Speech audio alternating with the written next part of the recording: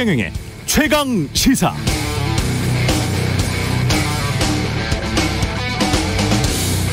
네, 기억나십니까? 가짜 수산업자로부터 골프채를 받았다는 언론의 보도 전후에서 윤석열 캠프 대변인직을 사퇴했던 이동훈 전 조선일보 논설위원, 경찰 조사를 받고 나서 기자들 모아놓고 갑자기 이건 공작이다, Y를 치자고 했다, 윤석열 후보를 겨냥한 여권의 공작이다며 여권 인사로부터 모종의 청탁을 받은 것처럼 말했습니다.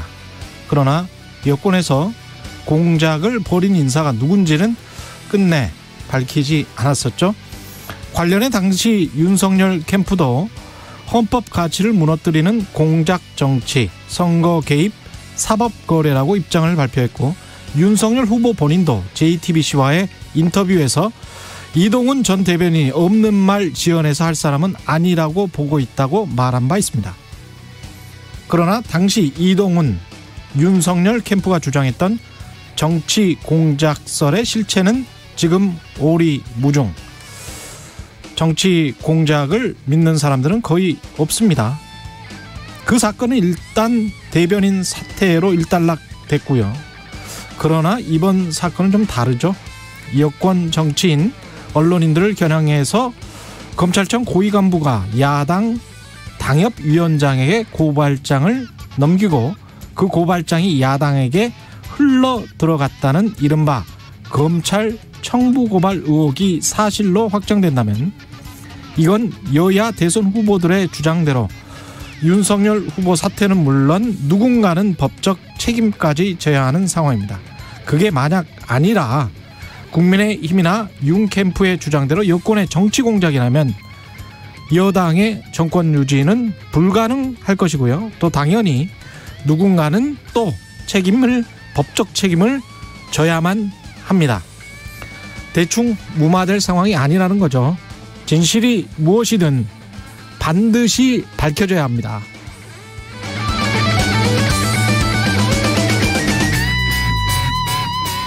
네, 안녕하십니까. 9월 7일 세상에 이익이 되는 방송 최경영의 최강시사 출발합니다. 저는 KBS 최경영 기자고요. 최경영의 최강시사 유튜브에 검색하시면 실시간 방송 보실 수 있습니다. 문자 참여는 짧은 문자 50원, 긴 문자 100원이 드는 샵9730, 무료인 콩 어플 또는 유튜브에 의견 보내주시기 바랍니다.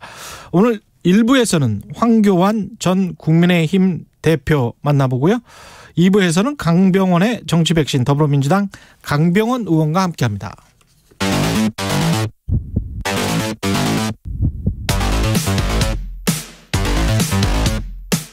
오늘 아침 가장 뜨거운 뉴스 언박싱. 네, 뉴스 언박싱 시작합니다. 민동기 기자, 김민아 시사평론가 나와 있습니다. 안녕하십니까? 안녕하십니까? 이게 청부 고발입니까? 고발 사주입니까? 이게 청부 고발 의혹입니다. 좌우지간 지금 현재는 의혹입니다. 예. 네. 청부 고발 이렇게 하면 사실 고발이 됐느냐 마느냐에 방점이 찍힐 것 같은데, 예.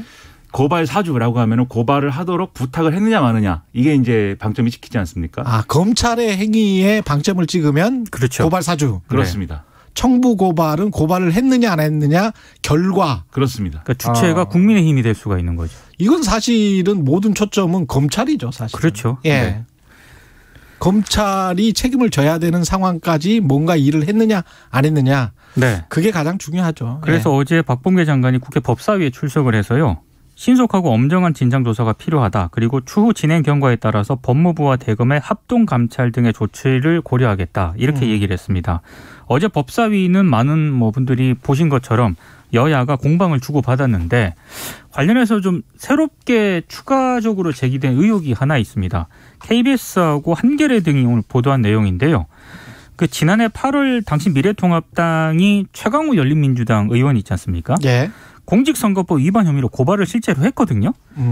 근데 이 KBS 등이 이 고발장을 확인을 해보니까 김웅 의원이 당에 전달했다는 의혹이 불거진 그 고발장 있지 않습니까? 예. 그거랑 매우 흡사한 것으로 확인이 됐습니다. 지금 그거는 4월 달에 그랬다는 거고, 그 고발장을 전달했다는 거는 4월이고, 예. 미래통합당이 실제로 고발한 거는 8월입니다. 예. 근데 4월에 고발장 접수된 것과 8월께 실제로 미래통합당이 고발한 그 고발장이 매우 흡사한 것으로 확인이 네. 됐다는 건데 어느 정도로 흡사하냐면 뭐 피고발인의 지위 등 이런 내용이 피고발인의 지위와 경력으로 바뀌었는데 이어지는 그 내용 대부분이 같은 내용이고요.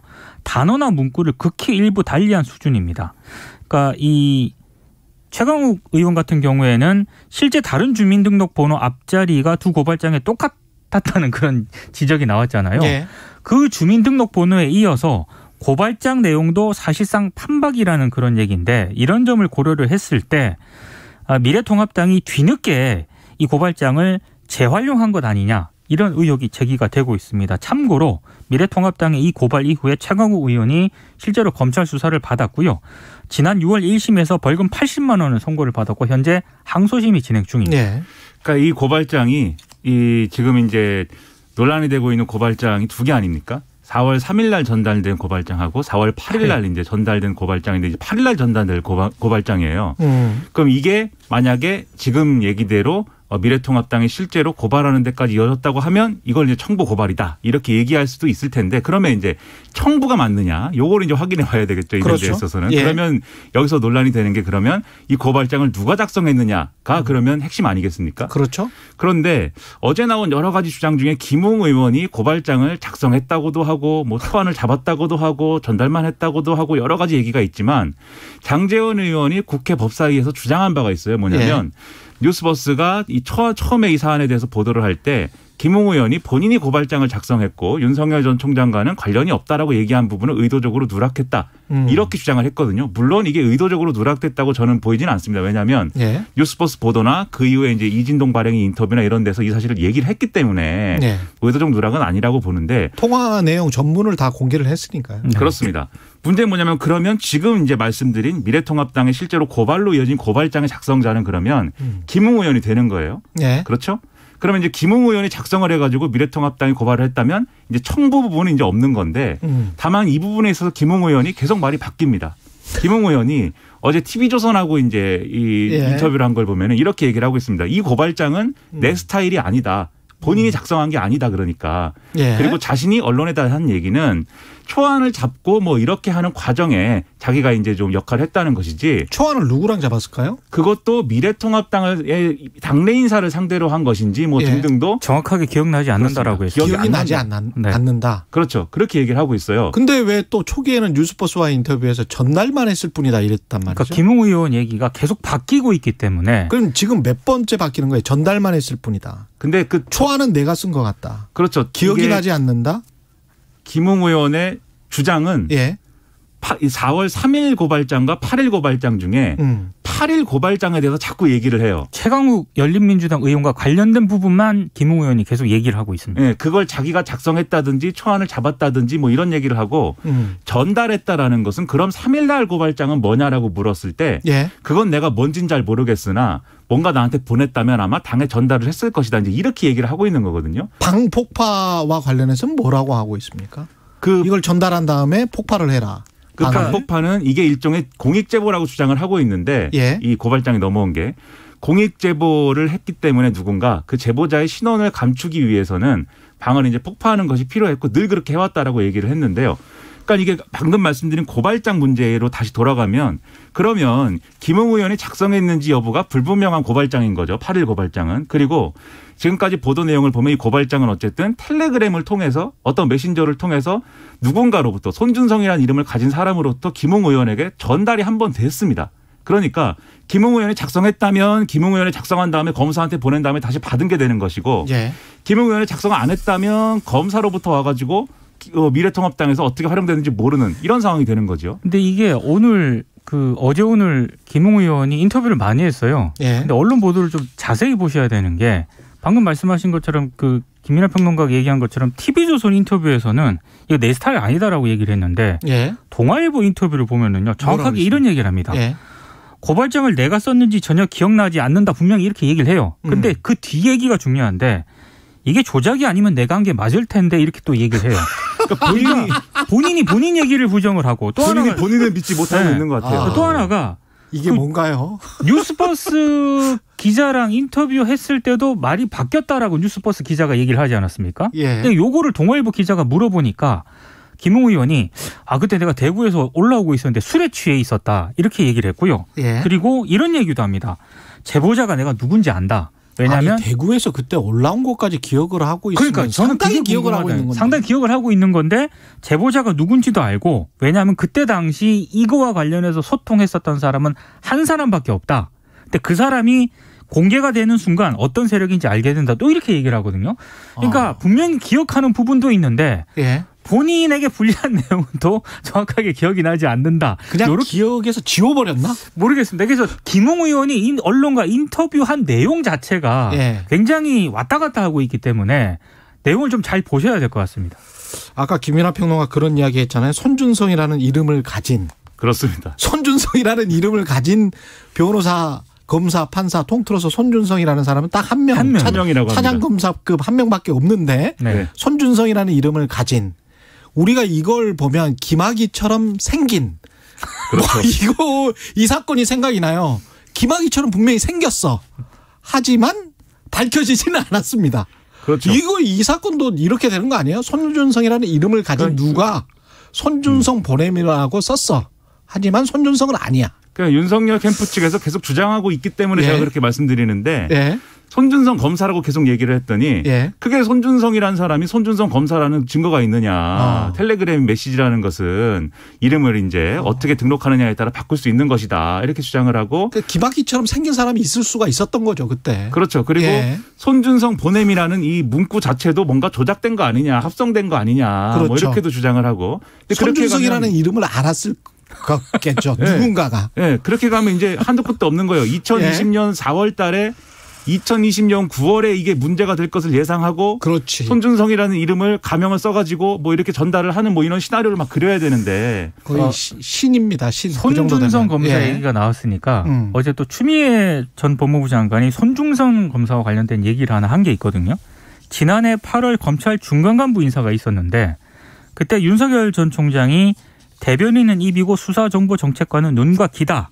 이렇게 추미애 전 장관에게 얘기를 했다는 겁니다. 그러면서 왜 본인의 수족을 다 자르느냐 이렇게 강력하게 반발했다라고 언급을 했다는 거예요. 그래서 이런 의사를 그러니까 좀 손준성을 좀 남겨달라 검사를 이런 의사를 다른 사람을 통해서 간접적으로 전해왔다라고 밝혔는데 추미애 전 장관이 고담 얘기가 굉장히 저는 의미가 있다고 보는데 자기 뜻과 다르게 손준성 검사가 자리를 지켰다라고 얘기를 합니다. 예. 그러니까 인사권은 장관이 가지고 있었는데 자기는 유임을 반대했는데 유임이 됐다는 그런 얘기거든요. 그러면 누가 유임을 시켰느냐. 야, 이렇게 물으니까 추미애 장관이 뭐 다른 루트로 혹시 유입을 요청했다는 이야기고 결국 청와대 아니냐 이런 질문에 추미애 전 장관이 이렇게 얘기를 합니다. 그거는 나중에 이제 한번 말을 드리겠다. 이 자리에서 얘기할 건 아니다. 이런 취지로 얘기를 하거든요.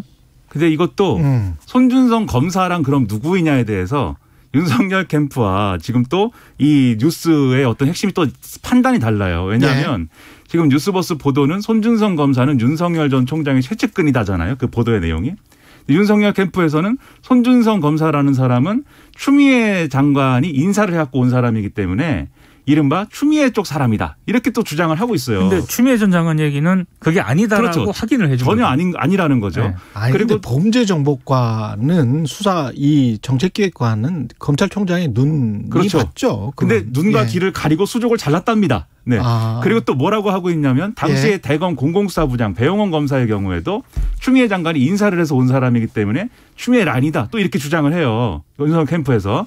근데 또 그러면 추미애 라인이 최강욱을 향해서 뭔가 정치 공작을 했다는 이야기인가요? 그런가 봅니다. 엄청난 일인데. 근데 또 배용원 검사라는 사람은 이후에 그 해 2020년도에 바뀝니다. 이정현 검사로. 그러니까는 이게 우리가 아는 검사들이 막 이 서로 다른 세계에 막 2명, 3명씩 있는 거예요, 지금. 그래서 막 이 평론가는 머리가 굉장히 복잡합니다, 지금. 손준성 검사 입장문을 어제 냈거든요. 뭐 전해드려야 될 것 같아요. 맞습니다. 의혹을 완전히 부인을 했습니다. 당시 대검찰청 수사정보정책관이었던 본인이 고발장을 작성하거나 첨부 자료를 김웅 의원에게 송부했다는 의혹은 전혀 사실이 아니다. 이렇게 공식적으로 밝혔고요. 향후 이와 관련한 근거 없는 의혹 제기와 이로 인한 명예훼손 등 위법 행위에 대해서 강력한 법적 조치를 취할 예정이다. 이렇게 얘기를 했는데 3일간 뭐 했을까요? 아무래도 그런 뭐 검사니까요. 그런 부분에 대해서 나름 좀 검토를 한 끝에 이렇게 공식 입장을 내놓지 않았을까 그렇죠. 생각이 법적인 됩니다. 여러 가지 법리 검토와 그리고 이게 밝혀질 수 있을까 없을까에 관한 법적인 부분은 또 다른 문제니까요. 그렇죠. 책임을 어떻게 져야 되는 문제인가 네, 이런 문제들을 아마 종합적으로 고려한 끝에 나온 이제 결론이다 이렇게 보입니다. 이낙연 후보는 일정을 다 취소를 했고 이거는 뭐 충격을 굉장히 많이 받았나 봅니다. 어제 굉장히 좀 관해서. 이례적인 일정이었습니다. 그러니까 대구 경북 지역 공약 원래 오전에 발표하려고 했었는데 서면 보도 자료로 대체했고요. 오후에는 대한의사협회 간담회도 취소했고 MBC 인터뷰도 취소를 했거든요. 그리고 캠프의 매주 정례 브리핑도 어제 취소를 했습니다. 어제 장시간 대책회의를 열고 전략 재검토에 들어갔다라고 하는데 일단 언론들의 보도를 보면은 네거티브 중심 전략이 유효하지 않은 것으로 지금 판단을 하고 있는 것으로 보여지고요. 원래 그 이낙연 캠프의 전략은 그 이재명 지사와 격차를 충청 이번 경선에서 한 10%포인트가 내외로 좁힌 다음에 다른 후보들과 단일화 전선을 구축해서 결선 투표에서 역전을 노린다는 그런 계획이었거든요. 근데 이 계획 자체가 완전히 지금 빗나간 그런 상황이기 때문에 모르겠습니다. 굉장히 장고에 들어간 것 같은데 어떤 결론을 내릴지는 좀 봐야 될 것 같습니다. 뾰족한 수가 이제 없다라는 판단을 일단 할 수밖에 없을 텐데요. 왜냐하면 이게 그동안의 선거 캠페인이 이제 이낙연 전 대표가 가진 장점을 부각시키는 그런 게 일단 큰 중심줄기가 있고 나서 그러고 나서 이제 상대 후보의 어떤 불안함을 부각시킨다든지 이런 전략이었어야 되는데 사실 본인의 장점을 충분히 발휘하지 못하는 그러한 전략으로 여기까지 왔거든요. 여기까지 온 상황에서 최대한 자신이 어쨌든 강점을 가지고 있다고 볼 만한 충청권 경선에서 이렇게 해서 결과가 나온 거 아닙니까? 그럼 앞으로도 사실은 큰 기대를 해볼 만한 대목이 없는 데다가 지금 이제 핵심 반환점이 될 때가 이제 광주 전남 경선인데 그 부분에 있어서는 사실 과거부터도 확인되어 온 사실이지만 본선 경쟁력을 아마 가장 이제 상위에 놓고 판단을 할 거거든요. 광주 전남의 이제 그 권리당원 내지는 재의원들은 그렇게 본다라면 역전할 기회라는 게 이미 이제 없어진 상황에 가까워서 지금 이제 전략을 바꾼다고 해서 그것이 얼마나 유효할 것이냐 이게 그렇죠. 그 충분한 시간이 없는 상황이고 오히려 제 생각에는 경선 이유라든가 이런 것들을 캠프가 고민해야 될 시점이 아닌가 이런 생각입니다. 많은 고민이 있겠습니다. 이재명 캠프도 뭐 쉽지 않은 고민을 해야 될 것 같고요. 계속 과반을 유지한다고 해서 그렇죠. 그게 좋냐라고 하면 본선에서는 과히 그렇게 좋을 것 같지는 않아요. 이재명 캠프는 네거티브 자제한 게 주요했다라고 판단을 하고 있고 본선 경쟁력을 아마 준비를 하는 것 같아요. 그리고 계속 원팀을 강조를 하고 있습니다. 그렇습니다. 왜냐하면 결국은 이낙연 전 대표 지지자들이 얼마나 이재명 지사의 본선 경쟁력에 충분한 이제 좀 동력이 되느냐 이게 이제 관건 중에 하나거든요. 이것에 있어서는 원팀을 강조하고 있듯이 이 여당 후보들이 각자의 역할을 이제 좀 해야 되는 부분이 당연히 있는 겁니다. 예. 뉴스 언박싱 민동기 기자 김민아 평론가였습니다. 고맙습니다. 고맙습니다. KBS 1라디오 최경영의 최강시사 듣고 계신 지금 시각은 7시 38분입니다. 출근길 날씨 정보입니다. 내일까지 전국에 비가 오겠습니다. 비가 내렸다 그치기를 반복하는 곳이 많겠습니다. 중부지방을 중심으로 다소 많은 비가 예상되고요. 특히 호우주의보가 발효 중인 강원 영동 북부에는 120mm 이상 내릴 전망입니다. 바람도 전국적으로 강하게 불겠습니다. 특히 서해안 지역에는 지금 강풍주의보도 발효 중입니다. 현재 기온은 전국이 20도를 밑돌며 어제 이 시각보다 1도에서 3도 정도 낮아 다소 쌀쌀하게 느껴지는 곳이 많습니다. 한낮에는 서울 24도, 대전 26도, 광주 대구 27도, 부산 28도 등으로 중부지방을 중심으로 25도 안팎에 머물겠습니다. 현재 서울의 기온은 18.3도입니다. 날씨 정보 송소진입니다. 이어서 이 시각 교통 상황을 KBS 교통정보센터 김한나 씨가 전해드립니다. 네, 현재 도로가 많이 미끄럽습니다. 앞차와의 안전거리 평소보다 2배는 확보하셔서 안전운전하시기 바랍니다. 먼저 경부고속도로 서울 방면 기흥에서 수원까지 어렵고요. 이후로 판교분기점에서 반포 나들목까지 13km 속도 떨어집니다. 반대 부산 쪽으로는 한남에서 서초까지 또 신갈분기점에서 수원 부근 다시 남사 부근에서 주춤하고 있고요. 수도권 제일순환고속도로 구리에서 판교 방면 남양주에서 광암터널까지 11km 사이에 차들이 몰려 지나고 있습니다. 또 제2경인고속도로 성남 쪽으로는 남동 부근에서 2km 어렵고요. 다시 신천 부근에서 광명 나들목까지 5km 정체되고 있습니다. KBS 교통정보센터였습니다. 오늘 하루 이슈의 중심. 당신의 아침을 책임지는 직격 인터뷰. 여러분은 지금 KBS 1라디오 최경영의 최강시사와 함께하고 계십니다. 네, 오늘 1부에서는 국민의힘 대선 후보 가운데 한 분이십니다. 황교안 전 국민의힘 대표 연결해서 자세한 이야기 나눠보겠습니다. 안녕하십니까? 예, 안녕하십니까? 예.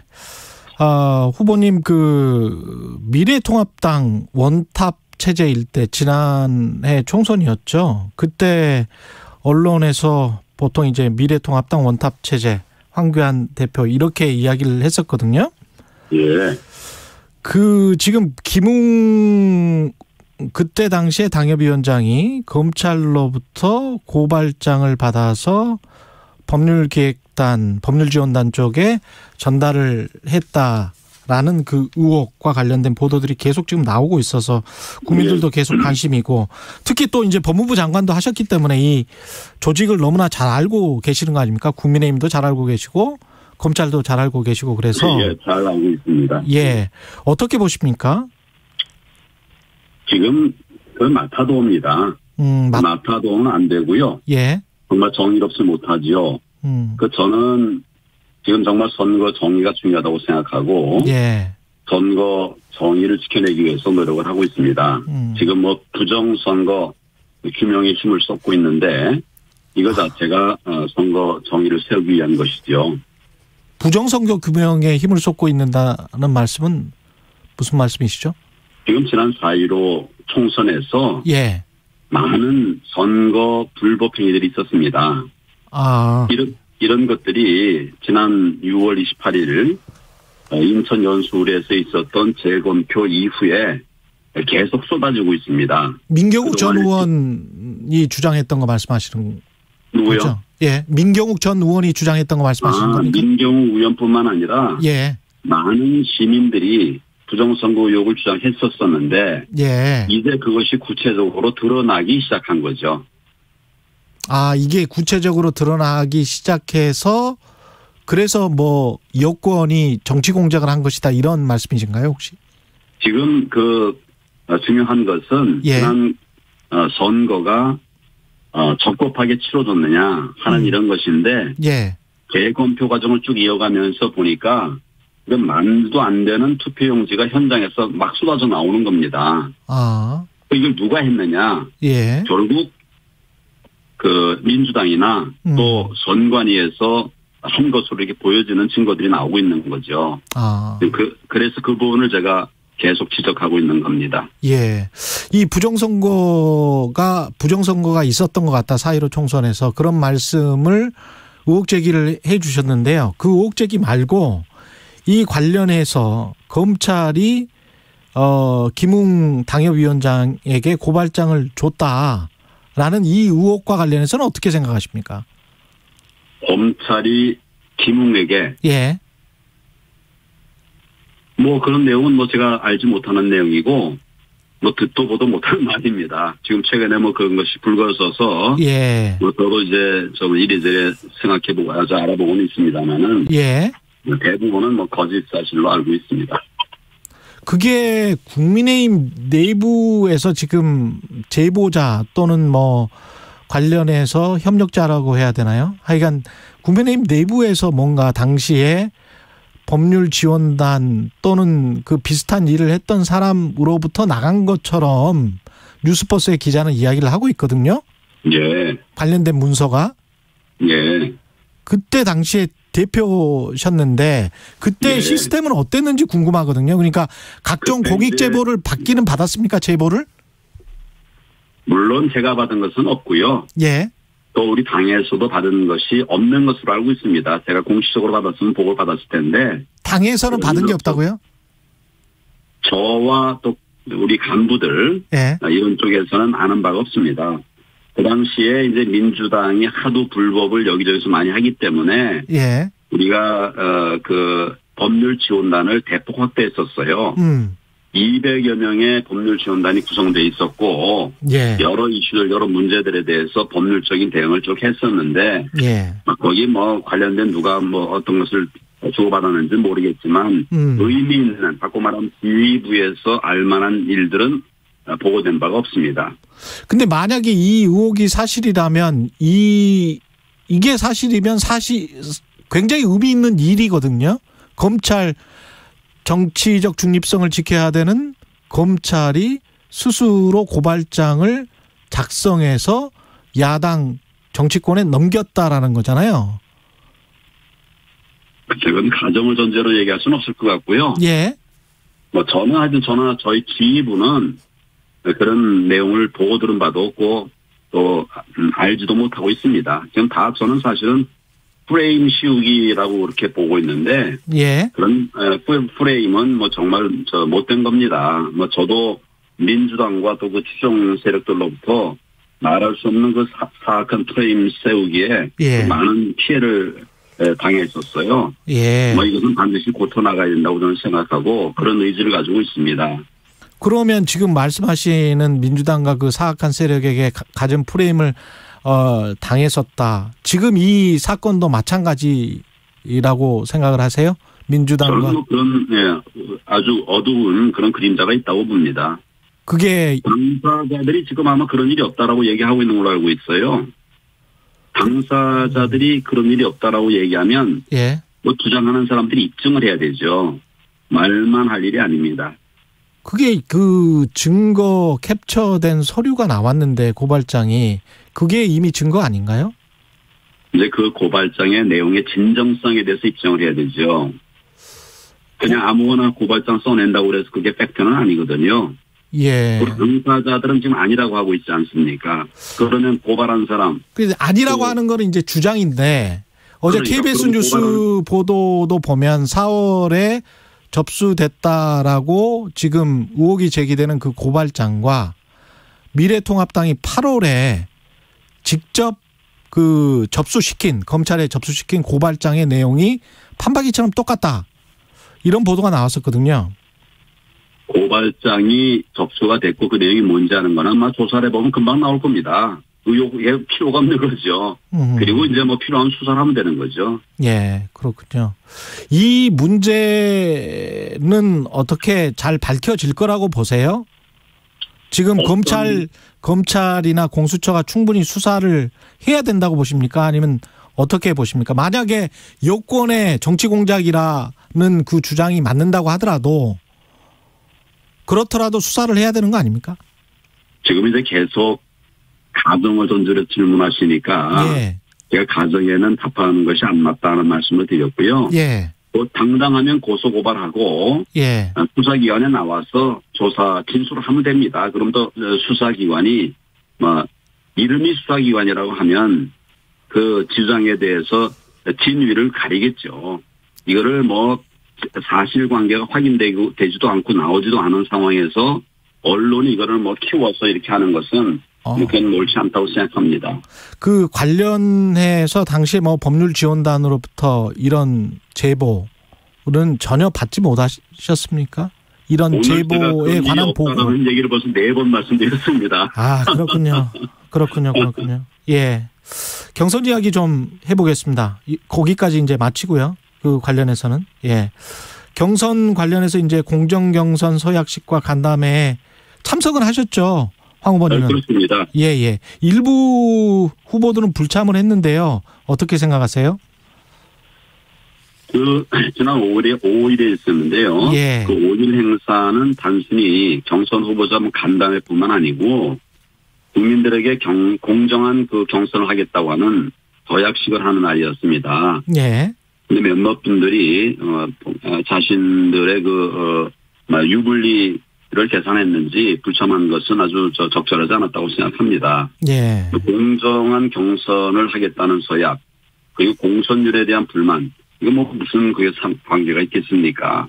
어떤 경우든지 당에 대한 신뢰를 훼손하고 또 국민들에게 실망을 드리는 일은 적어도 대통령 경선에 나온 후보자라고 하면 하지 않아야 될 일이라고 생각합니다.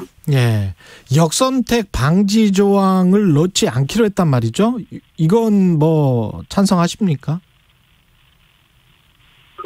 기본적으로 우리 당의 후보를 뽑는데 예.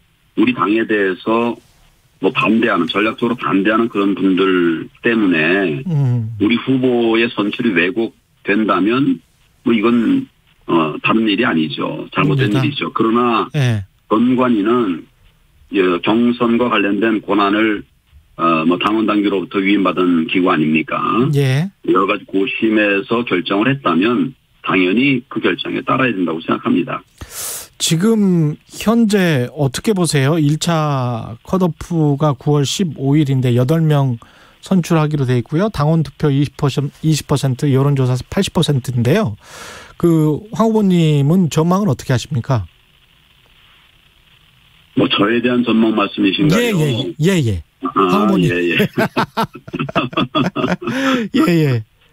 그건 국민들께서 답을 갖고 계시지 않습니까? 제가 된다 안 된다 말하는 것도 우선 일이고요. 예. 국민들께서 현명하시니까 예. 지금 나라의 위기 상황을 극복해 나갈 사람이 누군가? 예. 현실적으로는 투표 현장에서는 그런 판단을 해서 예.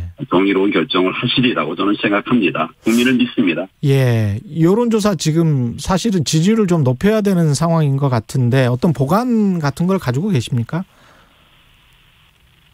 여러 이제 언론이라든지 사전에 조작된 투표 예비 뭐라고 할까요? 여론조사 예. 이런 것에 의해서 흔들리시기도 하고 하겠죠. 예. 그렇지만 이제 마지막 결국 판단하는 것은 국민들, 우리 당원들 아닙니까? 예. 이분들이 말씀드린 것처럼 누가 과연 위기에 대한민국을 살릴 사람인가? 말뿐 아니라 행동과 경륜으로 막아낼 사람이 누군가? 정말 싸워서 이길 사람이 누군가? 최근에 이제 우리 국민의힘 또 그 전신 정당 중에서 이 문정권의 이 포악한 정치에 대해서 싸웠던 사람이 누군가? 예. 이런 거를 지금 판단할 겁니다. 4.15 선거 관련해서 이게 부정선거였다. 이 의혹은 계속 제기를 하시면서 선거를 치르신 예정이죠? 어떻습니까? 이거는 이번 선거뿐만 아니라 다음 선거를 위해서도 반드시 필요한 부분입니다. 지금 제가 조만간 기회가 되면 좀 더 자세하게 말씀을 드리겠습니다만은 예. 많은 불법의 의혹들이 있어요. 선거 관련된 여러 가지 불법 의혹들이 있습니다. 예. 예를 들면 지금 말씀드리는 게 어떨지 모르겠는데. 지금 말씀하십시오. 예. 예. 유권자로 이제 돼 있는 분들, 선거인으로 돼 있는 분들 중에 134세인 분도 지금 돼 있어요. 기록이 돼 있어요. 134세인 사람도 있다. 예. 이거는 상식적으로 가능한 일입니까? 맞지 않는다. 지금 유권자로 등재된 분 중에 예. 서울에 있었던 선거구입니다만은 연세가 134세인 분이 2명이나 있어요. 그 사람이 투표를 한 걸로 돼 있어요. 아니 지금 이제 그분이 했는지 안 했는지는 봐야 되지만 우선 예. 그 명부에 올라갔다는 그 자체가 얼마나 엉터리 관리를 했다 또는 나쁜 관리를 했다는 뜻이 아니겠습니까? 예. 그거 이제 조사해 봐야 되겠죠. 그분이 실제 투표했는지. 했을 리가 있습니까? 134세 가지고 생존하신 분이 없지 않습니까? 예. 이번 선거가 이렇게 돼버렸습니다. 그러니까 앞으로의 선거도 좀 문제가 있을 수 있다라는 그런 말씀이시네요. 그러니까. 앞으로의 선거도 방금 뭐라고 질문하셨습니까? 앞으로의 선거도 문제가 있을 수 있다. 물론이죠. 지금 이번에 해서 맛본 사람이 다음에 안 하겠습니까? 그 상식이죠. 이번에 막아내지 못하면 다음에도 불법 선거 감행된다고 저는 생각합니다. 그래서 지금 반드시 막아내서 정의로운 선거, 공정한 선거, 국민의 뜻에 맞는 선거가 이루어져야 한다고 생각하기 때문에 제가 이 거짓에 대해서 얘기하면서 정의를 지키겠다고 하는 말씀을 드리는 겁니다. 이걸 그러면 이런 부정선거를 누가 조장했다. 민주당이나 여당이나 청와대가 조장했다. 이렇게 생각을 하시는 건가요? 그거 밝혀야 됩니다. 그거 밝히려고 그러면 지금 공수처 못하고 경찰 못합니다. 그래서 제가 특검을 만들어라. 특검이 이 선거 부정의 실체를 밝혀야 된다. 이런 제안을 하고 있고요. 이거는 국민들께서도 공감하시리라고 저는 생각합니다. 예. 특검이라고 하는 특단의 기구 이미 상설특검법이 있거든요. 예. 여야 간에 협의만 하면 됩니다. 그걸로 국민들의 의혹을 불식시키는 것이 국회와 정치인들의 마땅한 의무 아니겠습니까? 알겠습니다. 오늘 말씀 감사하고요. 황교안 전 국민의힘 대표였습니다. 고맙습니다.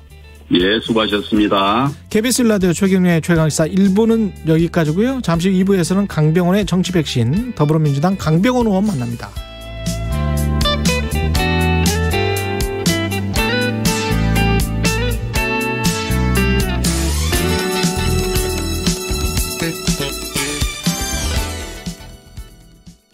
여러분, 집을 살 때 이것저것 꼼꼼히 따져보는 만큼 땅을 살 때도 신중해야 한다는 것 아시나요? 입지만큼 중요한 토양의 질과 오염 여부, 오염 부지의 정화 책임이 소유주에게 돌아갈 수 있는 만큼 이제 토양 환경 평가 제도를 이용해 미리 확인해 보세요. 토양 오염에 대한 경제적, 법적 피해를 막아주고 정화 비용 등의 책임을 명확히 하며 법적 분쟁을 사전에 예방할 수 있는 토양 환경 평가 제도. 이제 부동산 거래 전에 꼭 기억하세요. 이 캠페인은 환경부와 한국환경공단이 함께합니다. 어떤 노래든지 한 10,000번을 부르면 그 노래에 대해서 좀 특별해지는 것 같아요. 안티미스를 저처럼 많이 부르고 다닌 사람도 없을 거 아니에요. 2021 KBS 연중기획 기억을 기록하다.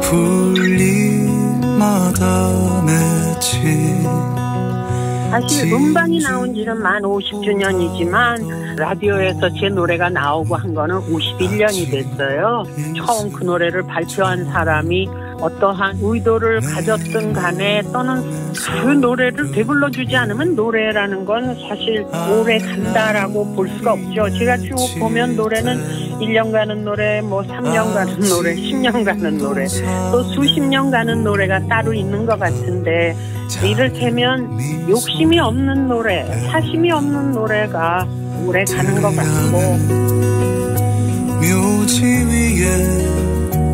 김민기 씨가 아마 학생 때 그냥 스케치를 하다가 어느 수유리 4.19 묘지 근처에 살았었는데 거기서 이렇게 잠깐 쓴 노래라고 저는 알고 있는데 그러니까 무슨 욕심과 사심이 있는 게 아니라서 역시 그 순수한 마음이 전달이 되니까 많은 분들이 불러주시는 것 같고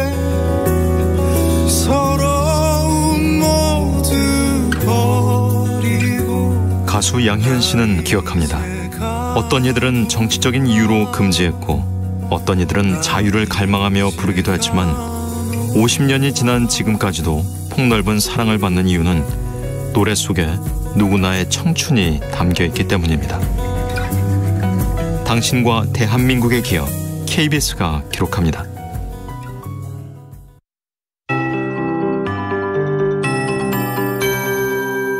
KBS 58분 날씨.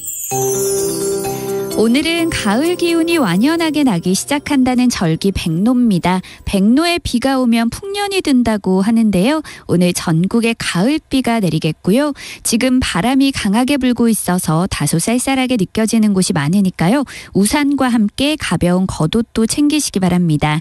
현재 중부지방과 경북, 남해안과 제주도 등 전국 곳곳에 비가 내리고 있고 그중 강원 영동 북부에는 호우주의보도 발효 중입니다. 오늘 강원 영동 북부에 120mm 이상의 매우 많은 비가 내릴 전망이고 중부지방과 경남 남해안, 제주도에는 최고 60mm, 그 밖의 지역에는 5에서 30mm 정도의 비가 오겠습니다. 오후에 충청 이남 지역은 비가 잠시 그치는 곳도 있겠지만 내일까지는 전국적으로 비가 오락가락하겠고요. 또 내일 아침까지 바람도 무척 강하게 불겠습니다. 특히 서해안에는 지금 강풍주의보도 내려져 있으니까요. 각별히 주의하시기 바랍니다. 오늘 낮 기온은 서울 24도, 강릉 23도, 대전 26도, 광주 대구 27도, 부산 28도 등으로 중부지방을 중심으로 낮 기온이 25도 안팎에 머물겠습니다. 비는 내일 오후에 서쪽 지역부터 그치기 시작하겠고 모레 목요일에는 하늘이 개면서 전국이 대체로 맑을 전망입니다. 현재 서울의 기온은 18.2도입니다. 송소진입니다.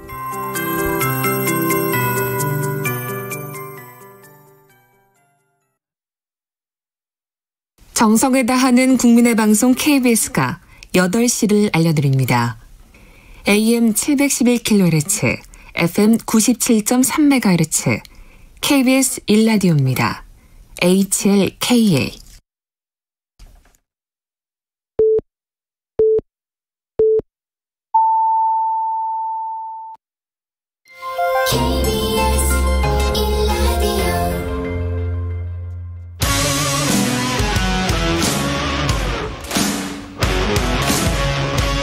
오늘 하루 이슈의 중심 최경영의 최강시사.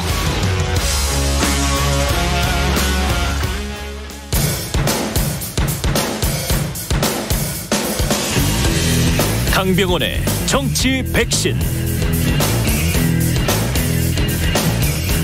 네, 정치에도 백신이 필요합니다. 나쁜 정치, 막말 정치, 공학 정치 거부하는 강병원의 정치 백신. 더불어민주당 강병원 최고위원 나오셨습니다. 안녕하십니까? 안녕하세요. 강병원 의원입니다. 예, 지금 청탁 고발 의혹 또는 고발 사주 의혹으로 여의도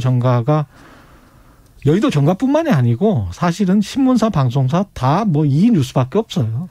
네. 그리고 저희 국민들도 깜짝 놀랄 만한 일이죠. 이게 사실이라면은. 이게 사실이면 엄청난 뉴스입니다. 야, 어떻게 검찰이 뭔가 사유화되어서 그것도 총선 직전에 정치에 개입하고 본인들이 수사권, 기소권 다 가지고 있는데. 네. 정말 이렇게 대한민국 검찰청이 좀 해체해야 되는 거 아니야? 이런 소리까지 나올 수 있는 정말 굉장한 핵폭탄급 사건이라고 생각합니다. 이 뉴스포스 보도에 따르면 검찰 쪽에서 고발장을 미리 작성을 해줘서 김웅 당시 당협위원장에 넘기고 김웅 당협위원장은 그걸 미래통합당의 법률지원단에게 넘겼다는 거잖아요. 네. 그런 의혹 사건인데 관련해서 무슨 각종 캡처된 파일들, 서류들이 한 100여 장, 200장 가까이 되네요. 이게 그런데 이제 국민의힘이랄지 윤석열 캠프에서는 이거는 여권의 정치 공작이다. 이렇게 지금 주장을 하고 있고요. 근데 저는 그렇게만 윤석열 씨가 접근할 건 아니라고 봅니다. 예. 왜냐하면 그 언론에서 그 정도를 보도할 때는 나름대로 객관적인 팩트가 있고 취재한 것들이 있는 거 아니겠습니까? 예. 실제 우리 국민들이 보기에도 실제 정말 어떤 제보자의 그 실명 판결문이 왔는데 그 판결문이라는 거는 판검사나 본인만이 가질 수 있는 거잖아요. 그렇죠. 근데 본인이 그걸 제공했을 리는 없을 거고. 예. 그리고 김웅 의원과 그 손준성 검사는 대학 선후배 사이고 연수원 동기고 검사 생활을 쭉 오랫동안 같이 했던 사이란 말이에요. 예. 김웅 의원의 해명하는 얘기를 들어봐도 준성이 하면서 굉장히 친하단 말이에요. 그렇습니다. 그리고 그 증거 자료로 제시됐던 그 텔레그램 화면 캡처방도 보면은 손준성 보냄이라는 게 있는데, 그렇죠. 이런 것들을 봤을 때는 우리 국민 모두가 검찰이 총선 직전에 선거에 개입하고 검찰권을 사유화해가지고 윤석열 총장을 뭔가 보호하기 위해서 고발을 사주했다라는 의심을 들게 한단 말이에요.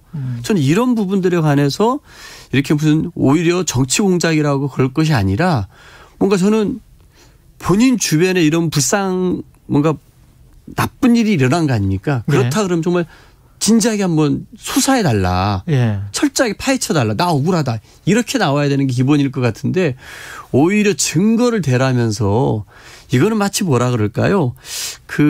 이 사기꾼이 서민들 돈 다 갈취해놓고 서민들이 내 돈 달려달라고 하니까 증거를 대라 하는 꼴랑 똑같은 거 아닙니까? 예. 이건 저는 이 국민을 섬기겠다라고 하는 공직 후보자의 자세가 아니다. 발언이 아니라고 생각하거든요. 저는 더 의심이 가는 대목이라고 생각합니다. 텔레그램 대화방에서 서로 간에 대화했던 내용들을 캡처해가지고 그게 이제 전달이 된 거거든요. 뉴스버스 기자에게. 그리고 그 뉴스버스 기자는 그거를 보고 아, 이거는 심각하네. 뭐 이렇게 이야기를 하고 있단 말입니다. 근데 이 모든 것이 여권의 어떤 정치 공작이라면 손준성 보냄 뭐 이런 것들도 다 조작을 할 수 있다. 예. 김경진 변호사는 뭐 그렇게 이야기를 하잖아요. 네. 그런 주장에 관해서는 어떻게 생각하십니까? 저는 뭐 택도 없는 소리라고 생각하고요. 그 김웅 의원이 어제 해명문을 발표를 했지 않습니까? 2일 날 얘기했을 때는 당시에 당에 제보가 많이 왔고 나는 그 제보를 당에 전달했다. 공익 제보라고 얘기를 하면서 실제 이걸 인정을 했거든요. 그렇죠. 인정을 한 겁니다, 솔직히. 했죠. 검찰로부터 온 거를 공익 제보라고 이야기를 했죠. 예, 그리고 당에 전달했다. 예. 이렇게까지 인정해놓고 어제 김웅 의원이 한 얘기는 기억이 안 난답니다. 그러면서도 준성이를 얘기를 해요. 같이 그런 얘기를 얘기하면 준성이가 보낸 것 같다고 얘기하면 나는 아무 문제가 없다. 부적자라든 어쨌든 내가 장에 전달한 것은 아무 혐의가 없다라고 하는 걸 봐서는 손준성 검사와 이런 얘기를 자주 얘기를 하고 주고받은 것은 틀림없는 사실인 것 같습니다. 그러니까 김웅 의원이 당시 당협위원장이 당에게 전달한 거는 김웅 의원 말대로 아무런 잘못이 없는 거죠. 네. 검찰이 만약에 전달을 했다면, 네. 김웅 당협위원장에 전달했다면 그 행위 자체가 지금 문제가 되는 거잖아요. 그렇습니다. 제가 봐서는 그런데 김웅 의원 스스로가 본인이 빠져나가기 위해서인지는 모르지만 예. 그 준성이를 언급하면서 예. 손준성 수사정보정책관으로부터 이 자료를 받았다는 사실을 저는 인정하고 있다고 생각합니다. 근데 어떻게 보면 김웅 의원은 이거는 검찰이 밝혀야 된다라고 이야기를 하고 있잖아요. 그건 어떻게 보면 손준성 지금 이야기가 되고 있는 차장검사도 자기는 황당무계한 일이고 전혀 사실이 아니다라고 3일 만에 명확하게 입장을 밝혔단 말이죠. 그러면 어떤 계산된 행보가 아닌가. 혹시 충분히 검찰이 밝힐 수 없다라는 확신을 가지고 있는 게 아닌가. 뭉갤 수 있다. 이 사건 자체를. 그리고 이미 관련해서 증거나 이런 것들은 없을 것이다라는 확신이 있는 거 아닌가요? 아마 그런 부분도 가능할 것 같습니다. 예. 보니까 이제 김웅 의원은 아마 텔레그램 모든 방을 다 폭파한다고 했고 다 했지 않겠습니까? 아마 손준성 검사도 그런 식으로 다 했을 것 같아요. 그러면은 그런 부분에서 좀 더 이제 검찰의 수사가 이 감찰에서 머물지 말고 강제 수사로 적극적으로 빨리 전환돼야 될 것도 있는 것 같고요. 그럼에도 불구하고 이들이 피할 수 없는 것은 손준성 검사로부터 김웅 의원에게 넘겨줬던 자료 중에 예. 판결문이 있지 않습니까? 예. 이 판결문을 접근할 수 있는 것은 저는 검찰이지 않습니까? 저는 이 부분은 하나의 스모킹건으로 여전히 살아있다라고 생각이 들고요. 저는 검찰이 강제 수사를 하면서 이런 부분들에 관해서 저는 밝혀낼 거라고 보고요. 결국 검찰 발로 이 자료들이 넘어왔다라고 하면은 결국은 대한민국 검찰이 본인들의 기득권을 지키기 위해서 여권의 정치인들 고발 사주를 야당 의원을 통해서 했다라는 게 밝혀지지 않을까 싶습니다. 저는. 이게 근데 감찰로 밝혀질 수 있을까? 이제까지 이제 이런 관련해서 검찰과 관련해서는 잘 안 밝혀지더라고요. 근데 어제 법사위 긴급 현안질에서 박범계 장관이 나와서 수사의 목적이나 주체 이런 것들에 관해서 좀 특정을 했다라는 얘기를 했거든요. 예. 그러니까 곧 이제 강제 수사로 전환할 수 있는 준비들은 다 했던 것 같고요. 예. 수사의 필요성도 충분히 인식을 하고 있는 것 같습니다. 그래서 이 수사로 넘어가는 단계는 금방 진행될 거라 생각합니다. 왜 그러냐면은 이 손준성 검사나 김웅 의원이 마치 다 부인하고 기억 안 난다고 해버리고 있기 때문에 의혹은 충분하고 국민들이 의심하는 건 너무나 당연하고 법무부와 검찰 입장에서는 명예회복을 하지 않을 수 없는 상황에 처해 있습니다. 진실은 밝혀져야 될 것 같습니다. 예, 저는 그런 의미에서 강제 수사로 빨리 전환돼서 명명백백하게 밝혀야 된다고 생각합니다. 국회 차원에서 할 수 있는 거는 별다른 게 없나요? 저는 어쨌든 어제 법사위 현안 질의에서 예. 필요한 얘기들은 다 오고 갔다고 생각하고요. 만약에 검찰 차원의 제대로 밝혀지지 않는다라면은 저는 국회가 할 수 있는 국정감사가 또 진행이 남아있지 않습니까? 10월부터 국정감사하죠. 예. 그렇습니다. 10월 1일부터 21일까지인데요. 이 국정감사에서도 철저하게 윤석열 후보를 증인으로 채택을 해서라도 이런 부분들 명확히 밝혀내야 한다고 생각합니다. 손준성 검사 같은 경우는 증인으로 채택할 수 있습니까? 저는 불러내야죠. 왜냐하면은 어차피 현직 검사이기 때문에 예. 국감장에 부를 수가 있습니다. 부를 수는 있군요. 네, 그렇습니다. 예. 만약에 안 된다면 검찰 수사가 제대로 진행이 안 된다면 공수처 수사가 필요할까요? 저는 공수처 수사도 당연히 함께 될 거라고 봅니다. 예. 그래서 아마 이 부분에 관해서는 우리 국민들 모두가 그 의혹이 충분히 납득이 되게끔 예. 진상 감찰 결과든 수사 결과든 공수처 결과든 예. 그리고 국정감사를 통해서든 다 밝혀져야 되고 밝혀질 거라고 생각합니다. 이게 사실의 단계가 있을 것 같은데 먼저 밝혀져야 될 사실은 검찰이 김웅 당시 당협위원장에게 미래통합당 당협위원장에게 고발장을 청부 사주했느냐 이게 하나고요. 네. 그 뒤에 윤석열 검찰총장이 인지 또는 지시했느냐 이게 또 다른 또 단계란 말이죠. 이거는 차근차근 근데 첫 번째 단계도 지금 밝히기가 힘든데 두 번째 단계는 윤석열 총장은 당연히 아니다라고 하고 있고. 저는 첫 번째 단계도 저는 밝혀질 거라고 봅니다. 왜냐하면은 그 자료들이 너무나 명백하기 때문에 저는 그 부분도 밝혀질 거라고 생각하고요. 윤석열 총장이 지시를 했거나 혹은 몰랐거나 혹은 묵인을 했거나 여러 가지 경우의 수가 있을 수 있지 않겠습니까? 그럼요. 예. 그런데 저는 이 검찰에서 행해진 일이거든요. 검찰 권력을 이용해서 고발을 사주한 의혹을 받고 있는 거 아닙니까? 그런데 이 당시에 검찰의 책임자는 윤석열 씨였단 말이에요.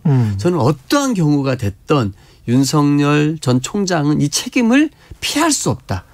그게 본인이 몰랐든 혹은 묵인했든 같이 논의해서 했다 그러면 더 심각한 문제겠지만 그렇죠. 이 검찰권이 그렇게 사유화되고 검찰권이 악용된 거에 대한 책임은 검찰총장이 져야 되는 거 아니겠습니까? 예. 그런데 이 손중성 검사는 수사정보정책관이었습니다. 예. 바로 검찰총장의 수족과 같은 존재란 말이죠. 그리고 그 고발 내용들을 보면 철저하게 윤석열 총장과 그 개인의 주변의 일들 그리고 검찰권의 기득권을 지키려고 했던 윤 총장께 철저하게 불리한 사람들을 쳐내려고 했던 고발 내용 아니겠습니까? 예. 저는 충분히 그 내에 이런 의견들이 모아져서 합동으로 했지 않겠느냐 이런 생각이 듭니다. 근데 법적으로 본다면 그렇게 진행돼야 될 것 같은데 이게 정치적인 이슈인 게 대선 후보란 말이죠. 그것도 야권의 가장 유력한 대선 후보라고 할 수 있겠습니다. 근데 대선 후보가 검찰에 소환됐던 일이 없고 포토라인에 선 적이 없단 말이죠. 그러면 그 전에 대선 후보를 사퇴하지 않는 이상 야권의 대선 후보를 검찰이 포토라인에 세워서 소환하고 그리고 어떤 뭐 질문을 하고 신문을 하고 이게 가능할까? 정치적으로 굉장히 부담이 될 것 같다. 2007년 이명박 대선 때를 한번 생각을 해보시죠. 그때 도곡동 땅이 누구냐 가지고 그랬죠. 검찰이 수사를 했었죠. 그리고 이 대선 결과 2월 19일 2주 전에 검찰에서 무혐의 처분을 해줘 버리거든요. 아, 그랬습니다. 예, 그때를 기억을 하시게 되면은 맞습니다. 지금은 충분히 검찰이 할 수 있다고 봅니다. 저는. 그때도 기억나시겠지만 오히려 이명박한테 날개를 달아줘 버릴 꼴 아닙니까? 그랬죠. 결국은 이명박 씨가 다스가 본인 거라는 게 다 드러나서 지금 이제 감옥에 가 있지 않습니까? 이렇게 수사하면 명명백백히 드러날 거를 당시 검찰은 무혐의 처분을 해주면서 이명박 대통령 시대를 열어줬던 게 지난 검찰의 최대 잘못된 실수였거든요. 같은 일이 벌어질 수도 있는 거 아닙니까? 저는 검찰이 무혐의 처분을 해주고 날개를 달아주면서 윤석열 후보가 대통령이 되면 이 사건 자체는 묻히는 것이고 저는 지금 달라졌습니다. 세상이 달라졌고 그래요? 지금 뭐 저는 박범계 장관이나 김호수 검찰총장을 믿고요. 이 건에 대해서 이 검찰이 이렇게 되면 어떻게 국민들 앞에서 무슨 뭐 검찰권을 행사할 수 있겠습니까? 저는 검찰의 명예가 걸린 일이라고 생각하고요. 철저하게 수사해야 된다고 생각하고요. 저는 이 과정에서 정말 윤석열 전 총장의 그 대응이라는 게 말이라는 게 저는 믿기지가 않습니다. 어떤 부분이요? 정치는 주로 말과 글을 통해서 정치를 하게 되지 않습니까? 주로 말을 통해서 하게 되는데 그래서 사이다 발언이다. 고구마 같다. 이런 얘기들 서로서로 하는 거 아닙니까? 그런데 증거를 대보라는 이 윤석열 총장의 말은 이 국민을 협박하는 거라고 저는 생각이 듭니다.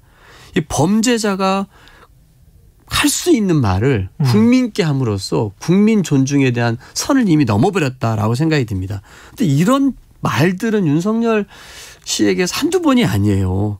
뭐 정말 이 사람들의 막말 어록이라는 건 한두 번이 아닌데 주 120시간씩 노동해야 된다. 없는 사람들은 뭐 부정식품이라 싸게 먹을 수 있게 해야 된다. 대구 밀란 얘기, 후쿠시마 뭐 방사능 유출은 안 됐다는 등 저출산 오는 페미니즘이라는 거 하는데 이런 이 막말들을 국민들에게 퍼붓고 있는 자세가 굉장히 저는 문제라고 생각하고요.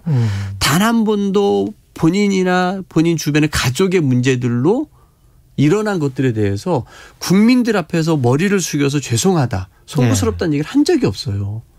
심지어 장모 같은 경우는 우리 어쨌든 건강보험 재정을 수십억을 불법으로 수취해가지고 1심에서 징역 3년 법정 구속됐지만 예. 그 건에 대해서도 죄송하다는 얘기를 한 적 들은 적 있습니까? 그건 장모의 일이다.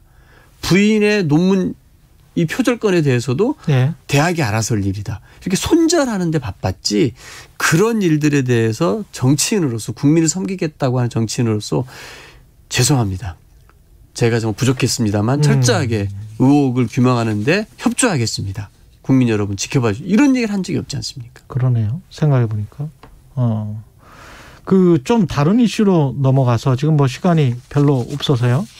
이준석 국민의힘 당대표의 부친이 네. 농지법 위반 의혹 관련해서 이준석 당대표가 이게 어느 정도 이게 책임을 져야 되는 일입니까? 아니면 그때 당시에 농지 취득 당시는 18세였다는 거잖아요. 그럼 뭐 아무런 관련이 없는 겁니까? 뭐 법적인 책임이 어떻게 묻겠습니까? 예. 근데 이제 정치적 책임의 문제죠. 최근에 이제 그 LH 사태 이후에 국회의원 모두가 전수조사를 하면서 가족들도 다 개인정보 동의서를 내서 투기 의혹들을 권익위가 조사하지 않았습니까? 권익위의 조사만으로 투기 의혹이 있는 의혹만을 가지고서 수사 의뢰를 했고 예. 그 의혹자들에 대해서 저희 당 같은 경우 다 탈당 권유하고 국힘에서는 뭐 흐지부지 되고 있는 상황이고 제대로 못하고 있지 않습니까? 그런데 이준석 후보가 뭐라고 했냐면요.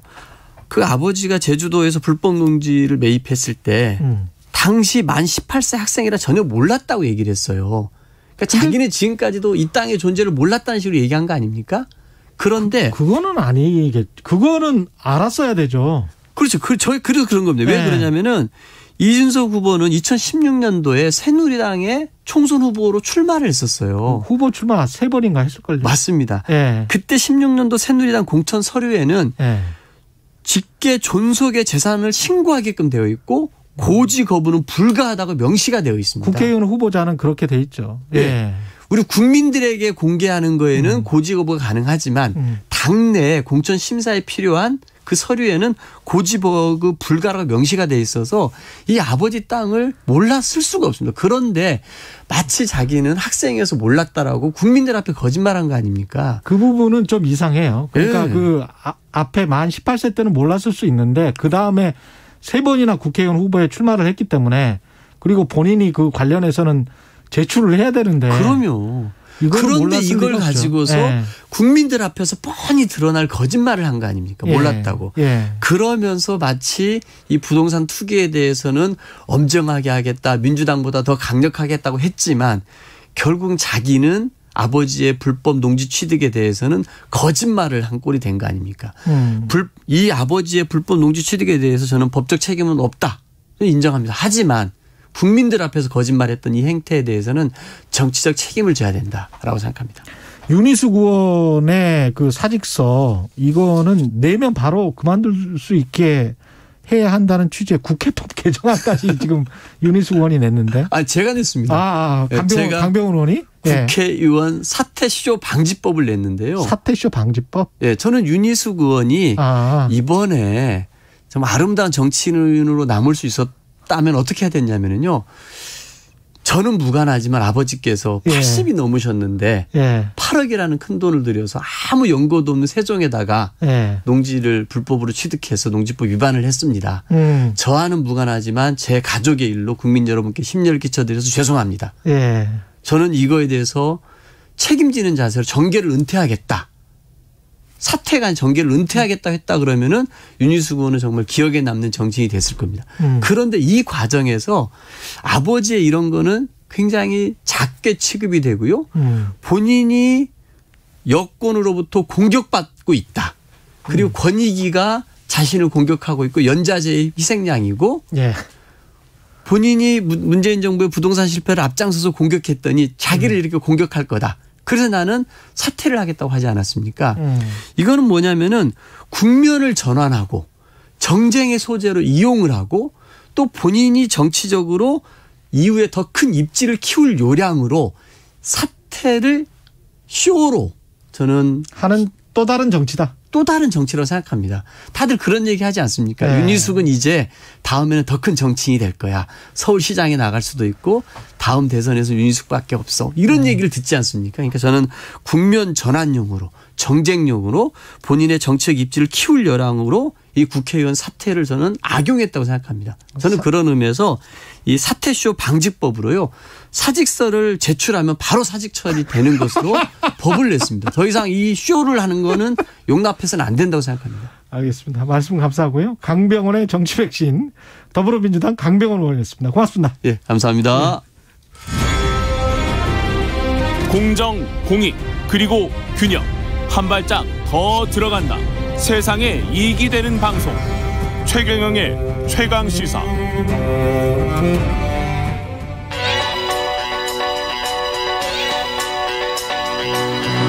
최강시사 시네리의 눈. 네, 시네리의 눈 뉴스포터 시네리 에디터 나와 계십니다. 안녕하십니까? 네, 안녕하세요. 예.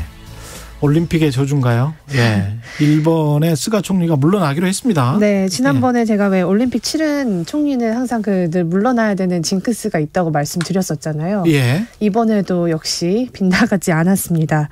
1년 만에 이제 퇴진을 발표를 했는데 왜 갑자기 이렇게 퇴진을 했냐 이제 많은 분들이 여쭤보시는데 예. 모두 다 가늠을 하고 계시겠지만 일단 올림픽이 그 코로나 와중에도 그 강행했던 올림픽으로 인해서 이후에 확진자가 지금 너무 많아졌고. 그렇죠. 그걸로 인해서 여론이 좋지 않고 또 경제도 사실 빗덩어리에 지금 굉장히 쌓여 있는 지금 잃어버린 20년이 아니라 또 다시 잃어버린 20년이 될 수도 있다.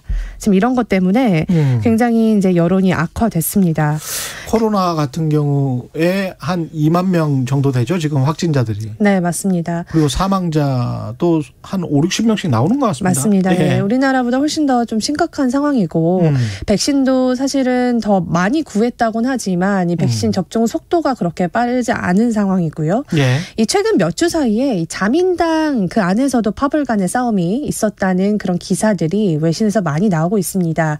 이 스가를 교체해야지만 앞으로 이제 중의원 선거나 그런 데에서도 유리하게 갈 수 있다. 이 스가 얼굴로는 더 이상 우리도 살 수 없다. 이런 게 자민당 내에서도 이야기가 나왔던 것 같습니다. 자민당이 지금 계속 집권을 하고 있으니까 네. 그리고 스가 총리가 지금 2020년에 등장을 했고 한 1년 된 거잖아요. 1년이죠, 정확히. 네. 그 전에 아베 총리가 2012년이었나요? 네, 갑작스럽게 이제 건강의 이유로 나갔죠.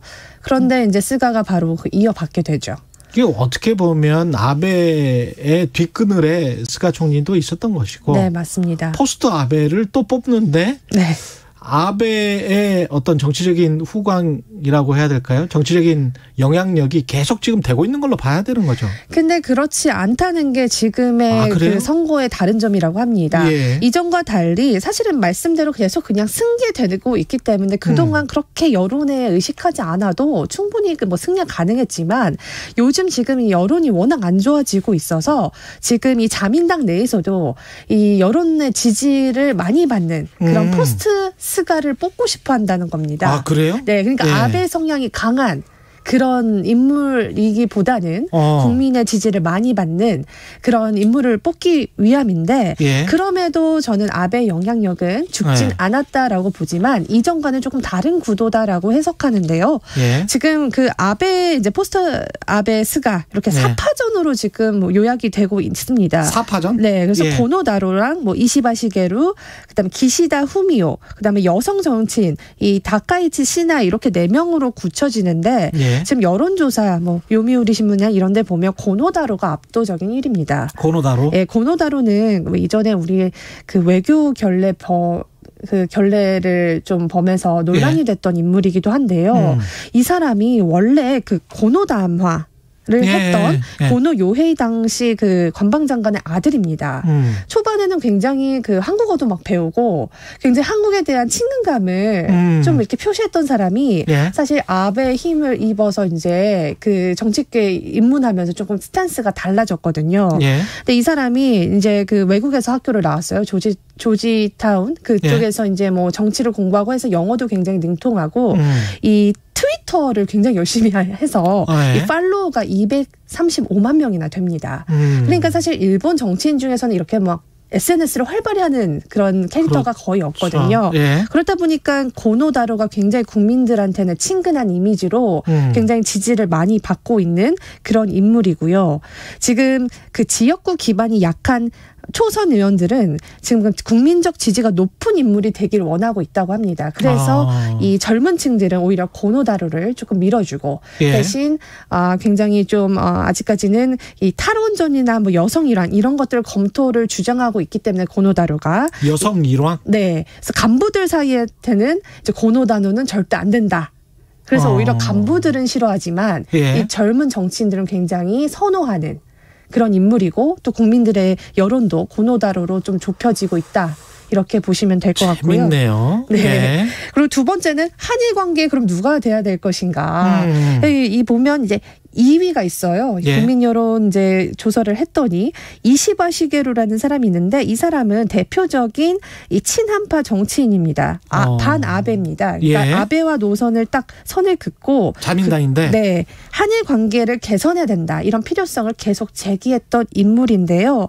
사실 그래서 우리나라 입장에서는 이 정치인이 되는 게 좀 좋습니다. 왜냐하면 과거에도 위안부 문제에 대해서는 여성의 존엄을 침해했다는 점에서 우리나라가 한국에 계속 사죄해야 된다. 이런 발언까지 한 인물이거든요. 한국이 납득할 때까지 계속 사죄할 수밖에 없다. 네, 그러니까 아베에선 굉장히 싫어하는 인물이지만 이시바 시게루. 네, 근데 이 사람이 주목해야 되겠네 이 사람. 근데 문제는 한 가지 제가 좀 마음에 드네. 네, 안타까운 소식이 있습니다. 어젯밤에 속보가 나왔는데 이 이시바 시게루가 출마를 한다고 다들 얘기를 했는데 다시 고노다로를 밀어주겠다는 그런 뉘앙스를 풍기고 있다고 합니다. 그렇겠죠.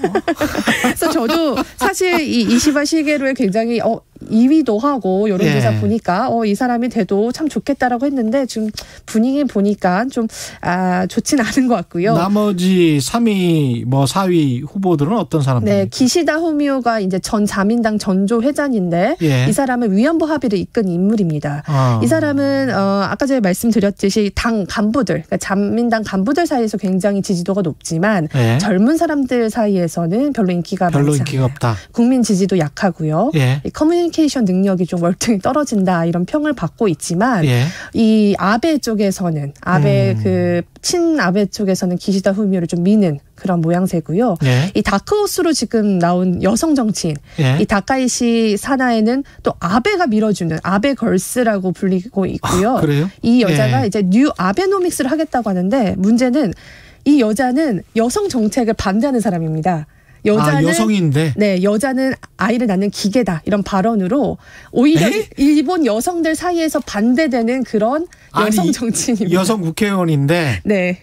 여자는 아이를 낳는 기계다. 네, 그래서 완전히 이제 기계다? 네, 기계다라고 해서 극우 중에 극우로 뽑히는 그리고 남성 우월주의의 아이콘으로 꼽히는 여성 정치인입니다.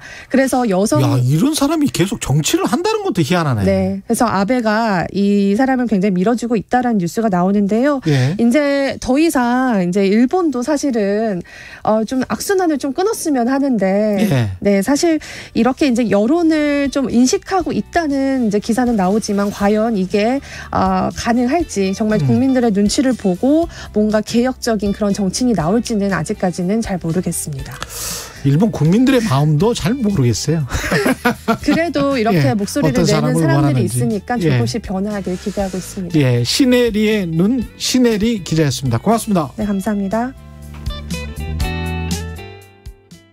잠시 후 8시 반부터 일부 지역국에서는 해당 지역 방송을 보내드립니다. 안녕하세요. 이금입니다. 부끄럽지만 경제 잘 모릅니다. 부동산 투자, 재테크, 주식 아직 못 해봤습니다. 그래도 경제에 관심은 많아요. 경제를 알아야 우리 사는 사회를 이해할 수 있으니까요. 그래서 홍사훈의 경제쇼를 챙겨 듣습니다. 진짜 시간 날 때마다요. 내용도 좋지만 홍반장, 홍사훈 기자 매력 있습니다. 오후 4시 5분 홍사훈의 경제쇼 응원합니다. 깬다. 확 깬다. 주진우 라이브는 시사 프로그램의 한계를 확 깬다. 깨는 시사, 깨어있는 시사, 매일 오후 5시 5분 KBS 1라디오 주진우 라이브. 지금 시각은 8시 30분입니다. KBS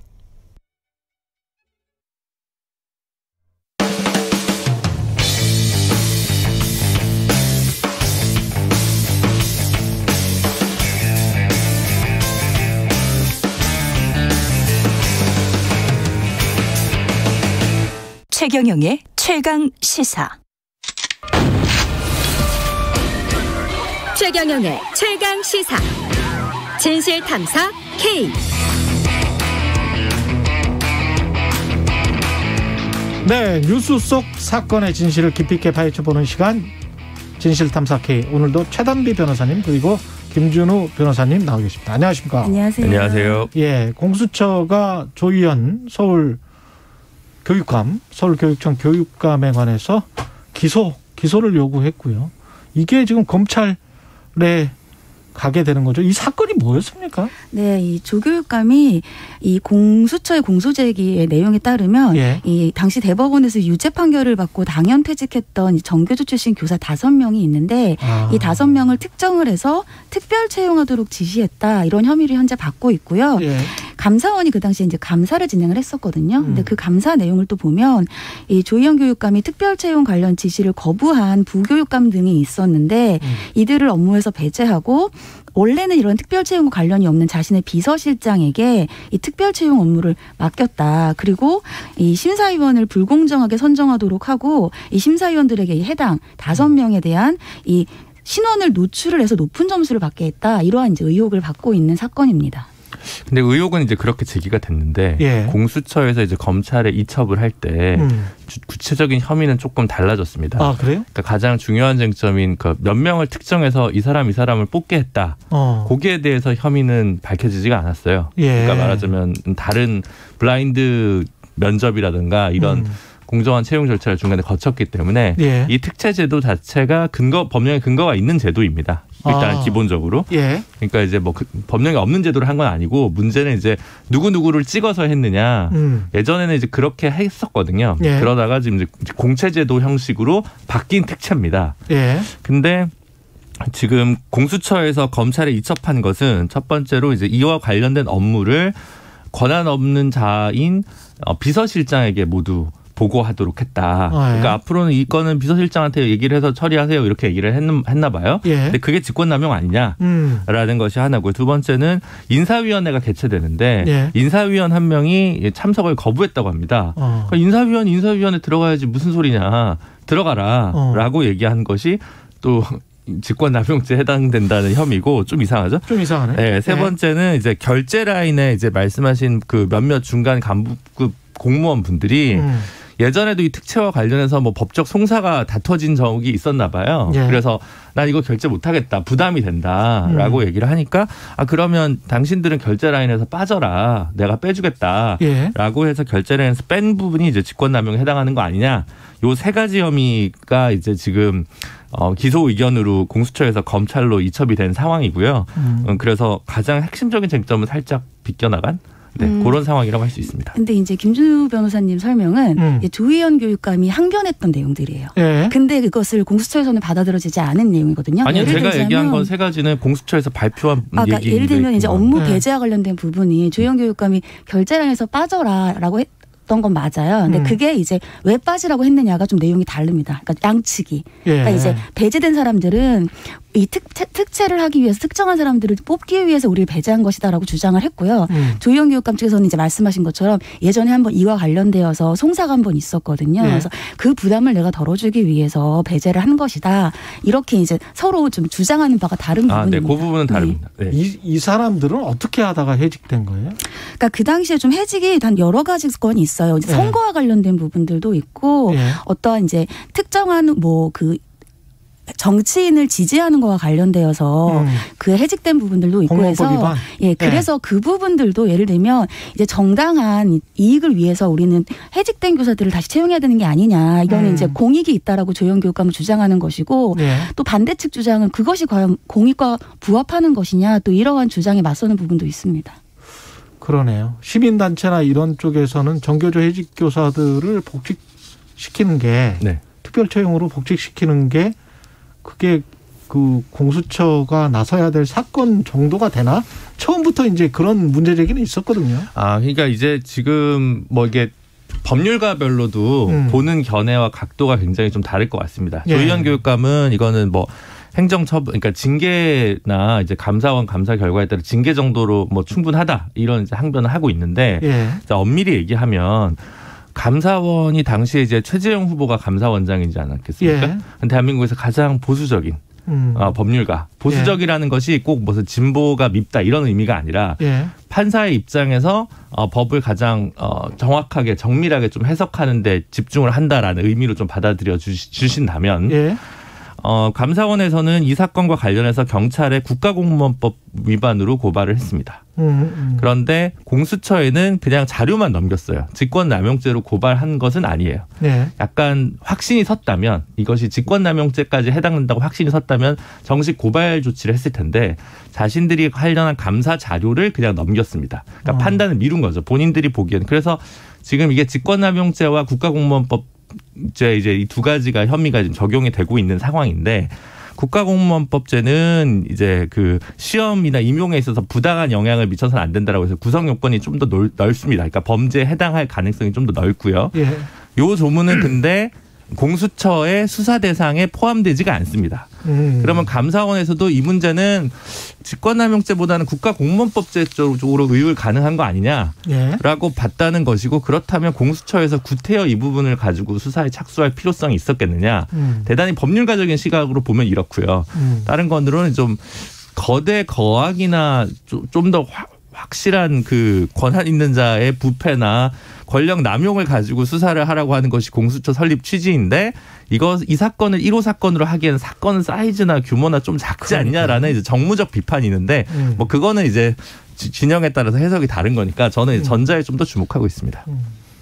차단미 변호사님은 이게 검찰이 기소할 것 같습니까? 어떻게 보세요? 네, 저는 기소할 거라고 생각을 하고요. 왜냐하면 공수처가 아마 고민이 많았던 것 같아요. 이 사건을 기소 의견으로 이제, 왜냐하면 기소를 직접 못 하거든요. 수사는 할 수 있는데 기소 의견으로 해야 되느냐, 불기소 의견을 해야 되느냐 좀 고민이 많았던 것 같고, 일단 감사원에서 한 4개월 정도 감사를 해서 자료를 다 보낸 상태이고요. 그래서 그 당시 이제 공소심의위원회를 열었잖아요. 네. 공소심의위원회에서 이제 기소와 관련된 의견이 나왔고, 이걸 이제 검찰에 보냈는데, 뭐 일부 언론들에서는 이게 또 이제 공수처와 검찰 간의 갈등이 있지 않겠느냐. 예를 들면 뭐 불기소를 하게 된다거나 보완 수사를 요구한다거나. 근데 검찰 입장에서도 보완 수사 요구는 이제 안 할 것 같은 뉘앙스를 풍겼고요.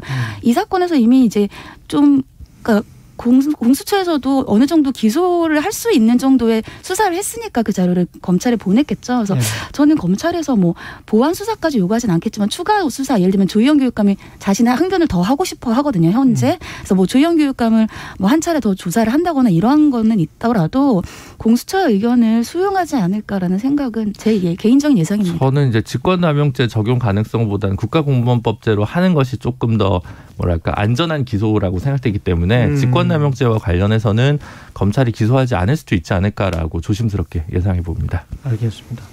이 공수처가 그 윤석열 전 검찰총장 관련해서 이게 어떤 사건이냐면, 한명숙 전 총리 수사팀 모해 위증 교사 의혹과 관련해서 윤석열 전 검찰총장도 이것도 직권남용과 관련된 겁니까? 네, 그렇죠. 지금 그렇죠? 이제 윤석열 후보 같은 경우는 워낙 이제 정치적으로 뭐랄까 중량감과 체급이 높아졌기 때문에 이제 또 비호감이나 반대파에서 여러 사건을 공수처에다가 수사를 고발을 하고 있습니다. 그래서 지금 이제 최경영 기자님께서 말씀해 주신 사건은 이제 한명숙 전 총리 수사팀 모해 위증 교사 의혹과 관련된 건이 있는데, 이게 지금 방금 얘기했던 조희연 교육감 사건이 공수처 이제 제1호 사건으로 지금 되어 있다는 거잖아요. 근데 지금 언론 보도에 따르면 이제 옵티머스 부실 수사 직권남용 관련한 게 윤 총장이 관련된 의혹이 7호 사건이라는 것이고, 한명숙 총리 모해 위증 교사 수사 및 기소 방해와 관련된 게 8호 사건이라는 겁니다. 그런데 그 외에도 또 여러 가지가 계속 지금 접수는 되고 있는 것 같아요. 워낙 이제 뭐 대선 후보로서 피할 수 없는 어떤 건 것 같습니다. 뭐 꼭 뭐 범죄가 많다기보다는. 근데 일단 지금 제일 관심을 모으고 있는 건 이제 한명숙 총리 모해 위증 교사 수사 사건인데, 이거 진짜 이야기가 진짜 길잖아요.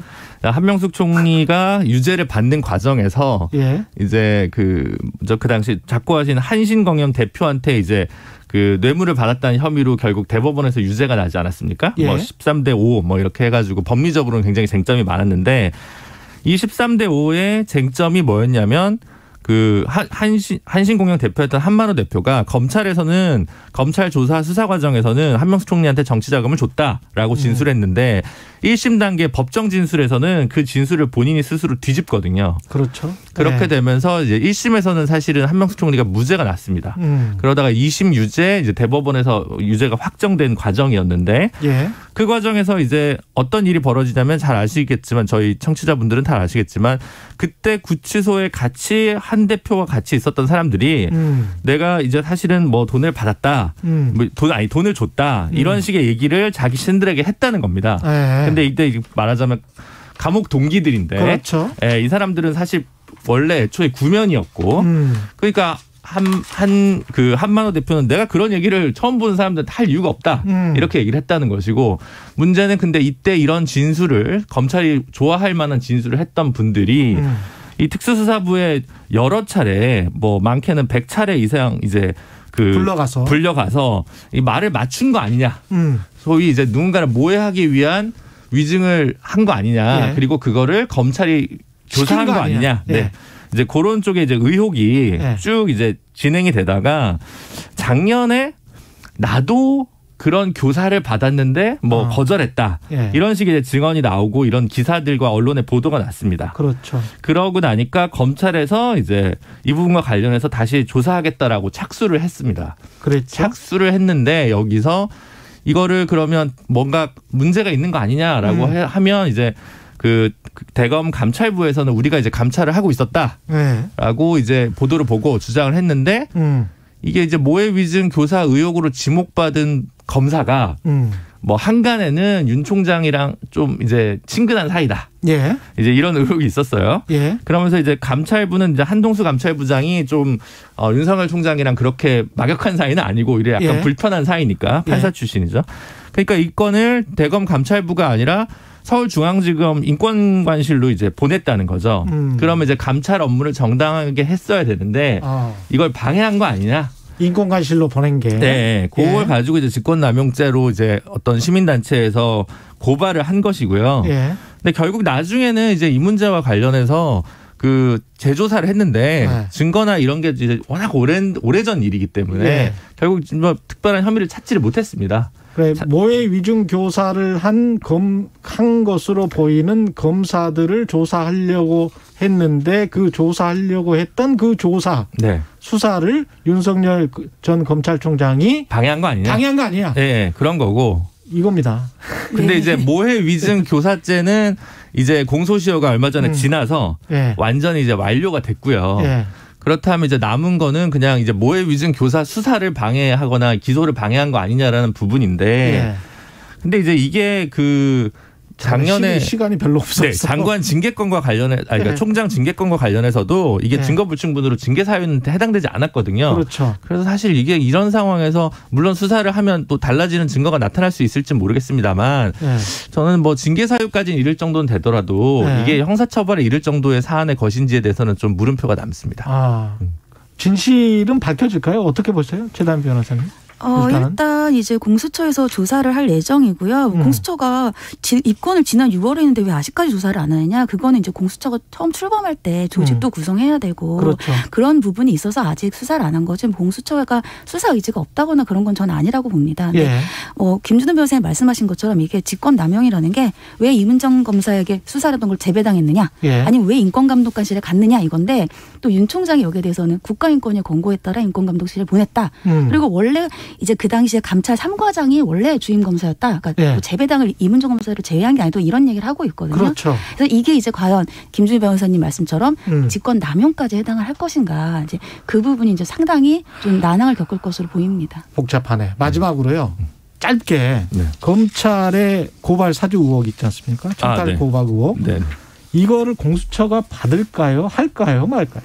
저는 공수처가 할 수밖에 없을 거라고 생각을 해요. 공수처의 관할이기 때문에 과연 공수처가 이걸 하지 않는다면 그야말로 이제 야당 후보를 눈치를 보는 것이냐, 공수처를 세운 졸린 목적이 있는데 그 목적에 위배되는 게 아니냐, 이러한 비난을 감수할 수밖에 없어서 하지 않을까 싶습니다. 네, 저도 같은 거라고 보는데요. 예. 근데 이제 이것 하려면 지금 윤 총장 관여 의혹은 사실 명확하게 드러나지는 않지만 적어도 참고인 조사는 한번 해야 될 것이라고 보여지거든요. 그렇죠. 상당히 부담이겠죠. 대선 직전에 야당의 제1가는 후보를 검찰 조사에 세운다. 이게 공수처로서도 상당히 부담이 돼서 신중에 신중을 기하지 않을까 싶습니다. 두 말씀 감사하고요. 진실탐사 K 최단비 김준우 변호사였습니다. 고맙습니다. 감사합니다. KBS 1라디오 최경영의 최강시사 듣고 계신 지금 시각은 8시 45분입니다.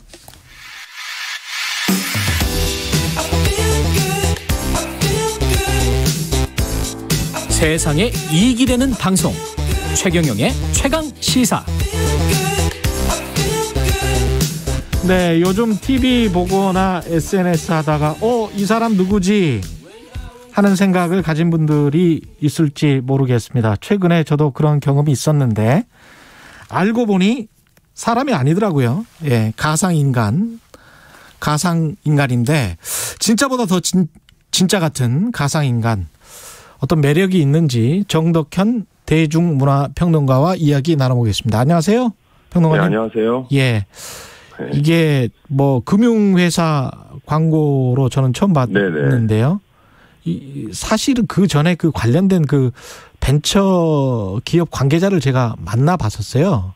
네네. 그래서 이 사람들이 이런 거를 하고 있구나, 이런 거는 그 전에 저는 알았는데. 아, 예. 이게 참 실제로 나오니까 저도 몰랐거든요. 못 알아봤거든요. 이 사람들이 만든 건지를. 네. 아, 깜짝 놀랐어요. 어떻게 저보다 더 빠르셨네요. 사실 저는 전혀 몰랐어요. 예. 가상 캐릭터, 가상 인간이 새로 나온다는 걸 전혀 몰랐는데. 예. 사실 이게 약간 의도적으로 이렇게 처음에 좀 숨겼잖아요. 예. 예, 먼저 광고부터 보여주고 나중에 이게 사실은 가상 인간이다 이렇게 얘기했을 때 이제 뭔가 더 많이 서프라이즈를 줄 수 있어서 이제 그런 방식으로 소개를 해서 굉장히 더 효과적이었던 것 같아요. 그렇게 하겠다라고 하더라고요. 예. 마케팅을 그렇게 하겠다라고 하더라고요. 네. 그게 사실은 굉장히 자신감 있는 접근 방식이거든요. 예. 그게 뭐냐면 그만큼 분별할 수 없을 정도로 기술력이 있다라는 뜻이에요. 만일 이제 그렇게 그만큼 그만큼 않다고 그러면 그렇게 할 수 없겠죠. 예. 예. 그래서 그게 굉장히 효과적인 면들이 분명히 있었던 것 같은데 사실 저 입장에서는 좀 격세지감입니다. 예전에 제가 사이버 가수 아담 할 때 제작할 때 같이 그 회사에 있었는데 그때랑 지금이랑 비교해 보면 사이버 가수 아담은 꽤 오래전입니다, 사실은. 그죠? 굉장히 오래됐죠. 예, 거의 초창기라고 봐야 되는데. 초창기인데, 예. 예. 지금 나온 캐릭터, 로지 캐릭터를 보면. 예. 컴퓨터 그래픽이나 이런 게 굉장히 수준이 높고요. 그 다음에 여기에 지금 사실은 최근에 나오는 가상인간은 인공지능, 딥러닝, 이런 기능들까지 같이 탑재한다고 그러더라고요. 그래서. 벌써 기술 자체가 좀 다르구나라는 생각을 확 느끼게 만든 캐릭터였어요. 저도 사실 좀 놀라웠습니다. 저는. 그 전에 여러 가지 인물들을 본인들이 사진을 찍고 그다음에 스케치를 하고 그다음에 가장 적합한 캐릭터를 만들더라고요. 네네네. 맞습니다. 그리고 난 다음에 이제 사실은 실존 인물 가장 비슷한 인물도 설정을 이미 해놓고 네네. 그 사람들도 아마도 탤런트나 연예인으로 데뷔시키기 위해서 교육을 시키는 것 같은 그런 느낌이었거든요. 그 제작 방식은요. 예. 아주 옛날이라고 해도 아담이랑 크게 다르진 않습니다. 그렇군요. 그 기술력은 달라도 그 기획 방식이나 이런 거는 비슷하다고 봐야 돼요. 왜냐하면 결국은 이제 캐릭터를 만들어야 되잖아요. 이게 가상 캐릭터이기 때문에. 그럼 캐릭터 구성을 그냥 하는 게 아니라 지금의 이 시대의 대중들이 좋아할 만한 어떤 성격이라던가 아니면 개성이라던가 잘하는 능력이라던가 이런 것들 기본적으로 다 조사해서 최적화시켜야 되고요. 그다음에 이미지도 그거에 맞춰서 좀 해야 되거든요. 그렇기 때문에 기본적으로 여러 조사들을 거쳐서 이렇게 묶여진 어떤 외모나 이런 모습들이라고 보면 돼요. 그 당시 아담은 모델이 원빈이었잖아요. 그렇죠. 예. 예. 굉장히 오랜 기간의 리서치를 지금 해서 내놓은 일종의 작품이라고 보여지죠. 이 가상인간이라는 게. 그렇죠. 지금은 뭐 이게 사실 작품이란 표현이 좀 애매할 수 있는데 왜냐하면 대부분 지금 여기저기 굉장히 많이 나오고 있더라고요. 사이버 인간이. 근데 지금 제가 찾아본 것만 해도 하나, 둘, 셋, 넷, 한 7, 8명 정도 되는 것 같아요. 우리나라에서. 예.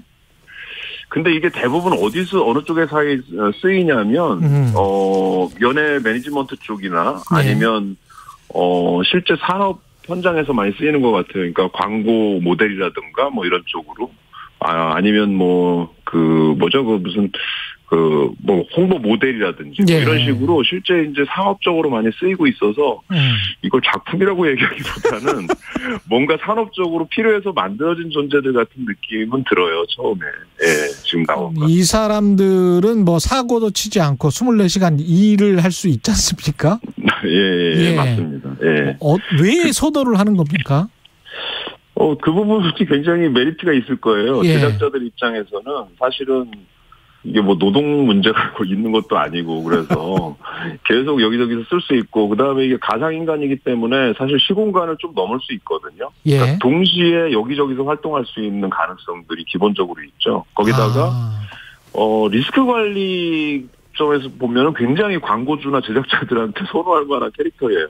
그러니까 연예인들을 만약에 하면 좀 뭐 그런 일이 벌어지면 안 되겠지만 연예인들이 사실 리스크 때문에 광고도 오히려 실패하거나 굉장히 좀 위험해지는 상황들을 많이 만들잖아요. 근데 뭐 이들 캐릭터는 철저히 관리되고 있기 때문에 그게 처음부터 뭐 관리될 수밖에 없는 거죠. 스스로 자기 의지에 의해서 움직이는 캐릭터들은 아니기 때문에 그래서 그런 리스크들이 좀 적다고 보는 측면이 있죠. 근데 신기한 것은 사전 리서치를 아무리 철저하게 했다고 하더라도 이렇게 인기를 끌 수 있을까 싶은 거거든요. 사람들은 왜 좋아합니까, 이걸? 이게 큰 건 뭐냐면 가상이잖아요. 그래서 이 가상은 중요한 게 만드는 사람들 입장이 중요한 게 아니라 이걸 받아들이는 사람 입장이 중요해요. 그렇죠. 그래서 소비자가 가상을 얼만큼 리얼하게, 그러니까 진짜로 받아들이느냐, 이 실감에 의해서 차이가 달라지거든요. 그러니까 만들어졌는데 저게 전혀 내가 몰입감을 느낄 수 없을 만큼 믿어지지 않으면 아무 의미가 없어요. 가상인간이라는 게. 그렇죠. 근데 지금의 좀 젊은 세대들, M대 세대들 같은 경우는 디지털에 일단 굉장히 익숙하고 뭐 요즘 가상세계, 요즘 메타버스라는 표현도 많이 쓰고 그러는데 이런 세계에서의 활동이라던가 거기에서의 경험 이런 게 굉장히 많아서 그런지 가상에 굉장히 익숙해요. 그래서 가상인간이 등장해도 마치 게임처럼 이렇게 받아들이고 굉장히 쉽게 받아들이고 어떤 면에서는 좀 그것이 좀 실제로도 연결되는 어떤 비즈니스를 하거나 실제 경험을 해도 그게 좀 실감이 좀 느껴지는 그런 세대들이기 때문에 훨씬 더 호응이 좋다고 볼 수밖에 없겠죠. 우리뿐만이 아니고 해외에서도 이런 가상 인간들이 많습니까? 가상 스타들? 저도 이게 지금 요번에 이거 좀 찾아봤더니 실제로 해외에도 많이 있더라고요. 그래요? 그래가지고 해외에 뭐 되게 유명한 버추어 인플루언서로 뭐 릴 미켈라라는 친구가 있는데 인스타 팔로워만 300만 이상이래요. 뭐 전 너무 부럽습니다. 저는. 그리고 뭐 디지털 패션 모델로 뭐 슈드라는 친구도 있고 가상 뮤지션으로 버뮤다라는 친구도 있고 뭐 이렇게 여러 가상 인간들이 해외에서도 많이 활약을 하고 있더라고요. 근데 형체는 가상 인간이고 그 뒤에 뭐 인스타그램에 글을 쓴다거나 뭐 노래를 부른다거나 하는 것은 결국은 사람이 하는 거잖아요. 이게 지금 단계에서는 그렇죠. 지금 단계에서는 사람이 개입을 해야 될 거로 저는 보고 있는데 향후에 딥러닝이나 뭐 AI 이런 기능들이 탑재가 되면 어느 정도는 좀 이렇게 우리가 요즘 AI한테 이렇게 질문 던질 수 있잖아요. 말로. 그렇죠. 그러면 답변하는. 그런 정도 수준에서 점점점 발전하지 않을까 하는 생각이 들고요. 저는 궁극적으로 이 가상인간이 예전에 사이버와서 아담 할 때도 궁극적 목표가 뭐였냐면 아바타였거든요. 결국. 근데 이것도 마찬가지로 아바타로 갈 가능성이 아주 높다고 생각해요. 이게 지금 현재는 연예인이나 뭐 이런 특정 인물로 이렇게 만들어서 활용이 되지만 향후에는 아마 개개인들이 다 자기의 아바타를 이런 방식으로 가지지 않을까 생각이 들거든요. 어쨌든 메타버스 활용이 향후에 이제 계속 시작이 될 거기 때문에 그 안에서 자기 개성을 똑같이 구현할 수 있는 아바타를 만들 수 있느냐, 이게 저희 관건이 될 수 있어요. 그럼 그게 산업적인 측면에서는 어떤 도움이 되나요? 가령 무슨 뭐. 엄청나죠. 엄청나죠. 왜냐하면 지금 메타버스는 이미 산업이 돌아가고 있는 상황이에요. 그 안에서 그냥 가상의 놀이만 있는 게 아니라 실제 산업으로 이어지는 부분이기 때문에 개개인들이 자기의 몰입감을 갖는 자기 아바타를 가지면 그만큼 그 안에서 쉽게 얘기하면 돈을 쉽게 쓸 수 있겠죠. 실감을 제대로 느끼면서. 그래서 뭐 게임업계라던가 뭐 연예 비즈니스나 광고 비즈니스 이런 쪽에서는 아주 굉장히 좋은 어떤 상품이 될 가능성이 높습니다. 방송사에도 들어올 가능성이 있습니까? 방송사가 제일 타겟이라고 봐야 되겠죠. 언론. 왜냐면 방송은 영상으로 보여지잖아요. 대부분. 영상이나 이런 매체를 통해 보여지기 때문에 그런 중간에 들어가는 그 개념으로서 가상인간들이 가장 먼저 들어갈 수 있는 분야라고 볼 수 있겠죠. 그러니까 제가 만약에 아바타를 만든다면 어떻게 되는 겁니까? 그러면 그게 어떻게 활용하는 거죠? 그 가끔씩 분신으로 활용하시고 그리고 사실은 본인이 조종하셔야 되는 게 맞거든요. 아바타 개념은. 그러니까 내 개념을 집어넣어서 내가 어떤 개념을 넣어야 거기에 대한 얘기를 하는 거니까. 그래서 그런 쪽으로 활용하는 측면으로 보면 그렇게 부정적으로만 볼 건 아니라고 봐요. 이건 뭐 이런 현상들은 우리가 그냥 받아들이고 어떻게든 인간적으로 발전시키는 수밖에 없는 거죠. 잘 발전시켜야죠. 그러니까 나한테 유리하게 써야죠. 저 대신에 최강시사 진행하고 저는 뭐 어디 휴가 가고 그러면 굉장히 좋을 것 같습니다. 그때 쓰시면 좋을 것 같습니다. 알겠습니다. 여기까지 하겠습니다. 네네, 감사합니다. 지금까지 정덕현 대중문화평론가였습니다. 9월 7일 화요일 KBS 1라디오 최경영의 최강시사 오늘은 여기까지고요. 저는 KBS 최경영 기자였습니다. 아바타 아니었습니다. 내일 아침 7시 20분에 다시 돌아오겠습니다. 고맙습니다.